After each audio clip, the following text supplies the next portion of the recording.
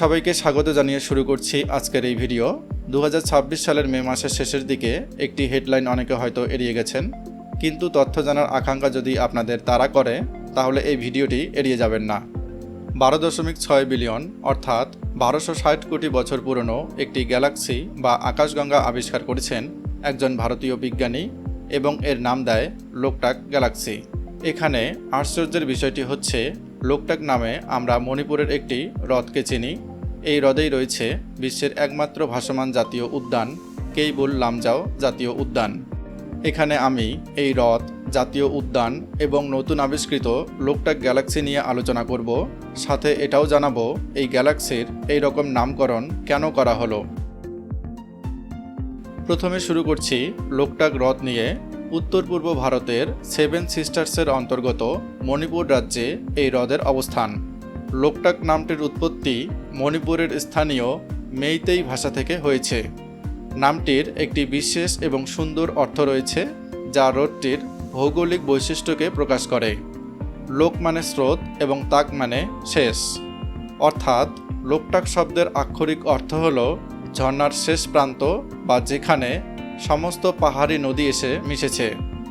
যেহেতু মণিপুরের চারপাশের পাহাড় থেকে নেমে আসা অসংখ্য ছোট ছোট নদী, নালা এবং ঝর্ণা এই হ্রদে এসে পতিত হয়েছে এবং তাদের গতিপথের সমাপ্তি এখানে ঘটেছে, তাই প্রাচীনকাল থেকেই স্থানীয় মানুষ এই হ্রদটির নাম রেখেছেন লোকটাক হ্রদ।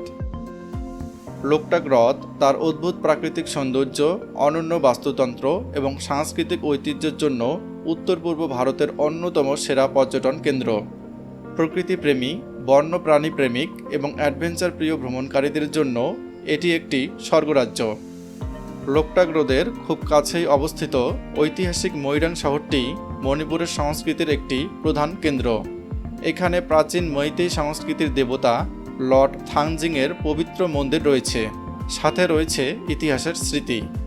1944 সালের 14 এপ্রিল নেতাজি সুভাষচন্দ্র বসুর আজাদ হিন্দ ফৌজ বা আইএনএ ভারতের মাটিতে প্রথম এখানে স্বাধীন ভারতের পতাকা উত্তোলন করেছিল। এই শহরে আইএনএ মেমোরিয়াল কমপ্লেক্স নামে একটি সংগ্রহশালাও রয়েছে। মিউজিয়ামটিতে দ্বিতীয় বিশ্বযুদ্ধ এবং আইএনএ সম্পর্কিত বহু ঐতিহাসিক ছবি ও স্মারক সংরক্ষিত করা আছে। লোকটাক হ্রদের মাঝখানে একটি আকর্ষণীয় ছোট পাহাড় বা দ্বীপের মতো অংশ আছে, এর নাম সেন্দ্রা দ্বীপ। সেন্দ্রার চূড়ায় একটি সুন্দর ট্যুরিস্ট বাংলো এবং ক্যাফেটেরিয়া রয়েছে। এখান থেকে পুরো লোকটাক হ্রদ এবং তার উপর ভাসমান বৃত্তাকার ফুমদিগুলোর একটি চমৎকার ভিউ পাওয়া যায়। ফুমদি অনেকের কাছে নতুন শব্দ। সহজ ভাষায় বোঝাতে গেলে ফুমদি হলো লোকটাক হ্রদের জলে ভেসে থাকা ছোট বড় অসংখ্য প্রাকৃতিক ভাসমান দ্বীপ। বছরের পর বছর ধরে হ্রদের জলজ উদ্ভিদ ও ঘাস পচে গিয়ে মাটির কণার সাথে মিশে একটি জটলা বা মাদুরের মতো শক্ত আস্তরণ তৈরি করে। এই স্তূপটির ঘনত্ব এতটাই বেশি যে এর ভিতরের আটকে থাকা বাতাস এবং উদ্ভিদের কম ঘনত্বের কারণে এটি জলের উপর সহজেই ভেসে থাকে। ফুমদির মাত্র 20% অংশ জলের উপর ভেসে থাকে এবং বাকি 80% অংশ জলের নিচে নিমজ্জিত থাকে। শুষ্ক মৌসুমে শীতকালে যখন হ্রদের জলস্তর কমে যায়, তখন এই ফুমদিগুলো হ্রদের তলায় মাটির সংস্পর্শে আসে এবং মাটির পুষ্টি উপাদান শোষণ করে। আবার বর্ষাকালে যখন জলের স্তর বাড়ে, তখন এগুলো তলা থেকে আলগা হয়ে পুনরায় জলের উপর ভাসতে শুরু করে। ফুমদিগুলোর বেঁচে থাকার জন্য এমনটা জরুরি। লোকটাক হ্রদের দক্ষিণ পূর্ব অংশে অবস্থিত প্রায় 80 বর্গ কিলোমিটার আয়তনের একটি বিশাল ফুমদিকে কেন্দ্র করেই গড়ে উঠেছে বিশ্বের একমাত্র ভাসমান জাতীয় উদ্যান কেইবুল লামজাও। এই ভাসমান দ্বীপটি পচনশীল উদ্ভিদ, মাটি এবং জৈব পদার্থের মিশ্রণে তৈরি, যা এতটাই পুরু যে এটি বন্যপ্রাণী ও মানুষের ওজন অনায়াসে সহ্য করতে পারে। এই জাতীয় উদ্যান ভাসমান হওয়ার কারণে যেমন বিশ্বখ্যাত, তেমনি আরেকটি কারণে এই উদ্যান গুরুত্বপূর্ণ। এই উদ্যানটি অত্যন্ত বিপন্ন প্রজাতির সাংগাই হরিণের একমাত্র প্রাকৃতিক বাসস্থান। ফুমদির নরম ও স্পঞ্জের মতো ভাসমান ঘাসের উপর দিয়ে হাঁটার সময় ভারসাম্য বজায় রাখার জন্য এই হরিণগুলো এক অদ্ভুত ভঙ্গিতে পা ফেলে, যা দূর থেকে দেখলে মনে হয় হরিণটি নাচছে।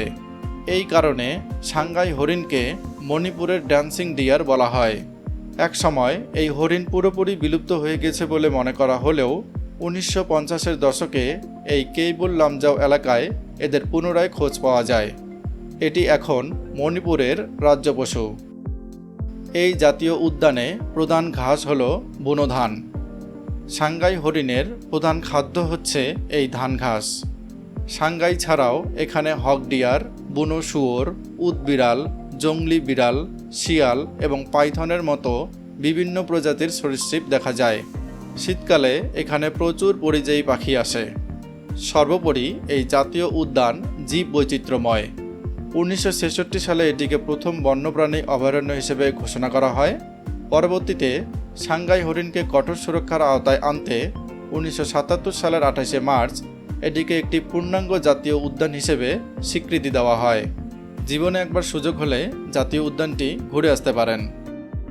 কেইবুল লামজাও ভ্রমণ করা সহজ, লোকটাক হ্রদও ঘুরতে পারবেন, কিন্তু লোকটাক গ্যালাক্সি সশরীরে ভ্রমণ করা সম্ভব নয়।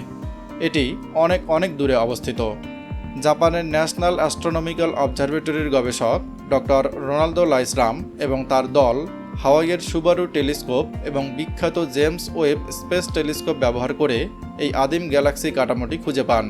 এটি প্রায় 12.6 বিলিয়ন বছর আগের পুরনো।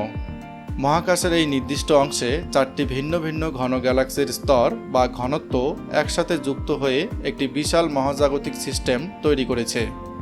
ডক্টর রোনাল্ডো জানান, উপর থেকে তোলা লোকটাক হ্রদের ছবি এবং এর উপর ভেসে থাকা গোল গোল ফুমদি বা ভাসমান দ্বীপগুলো যেভাবে জলের মধ্যে একে অপরের সাথে লেগে থাকা দেখায়, এই মহাজাগতিক কাঠামোর গ্যালাক্সিগুলোর বিন্যাসও ঠিক তেমনই।